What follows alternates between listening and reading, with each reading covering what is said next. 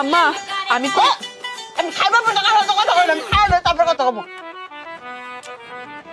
এখন তো কি করা খাসা এখন আর কি কম আম্মা, আপনি যে ভাতটা খাইলেন এই ভাতের মধ্যে আমি ইন্দুরের বিষ দিয়ে রাখছিলাম ইন্দুর মারার জন্য।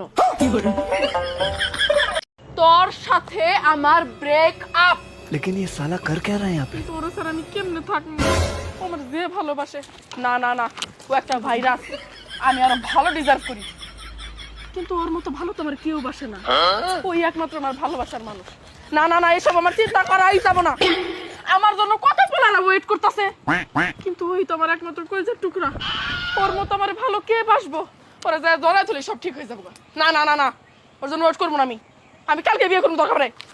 কিন্তু কনফিউশন করতেছিস কিছু নেই, ওর কাছে যা, না ওর সাথে ব্রেকআপ কর। আম্মা ঘরে এইটুকু পান্তা ভাতে আসিল, আপনারা খাইয়া নেন। বৌমা তাহলে তুমি কি খাইবে? আমার কিছু খাইতে হইব না আম্মা, মানুষ না খাইলে কি মইরা যায়? নিজের পরিবারে না খাওয়াই আমি কেমনে খাই কর? আমি না হয় নাই খাইলাম। বৌমা ও মা ও না, ভাবি কিনতে কয়টা দিয়ে গে, আমরা বাগে জাগে খাই, ভাবি না খাইয়া থাকবো। তুই ঠিকই কইছিস, আমাকে চিন্তা করে আমরাও করবো।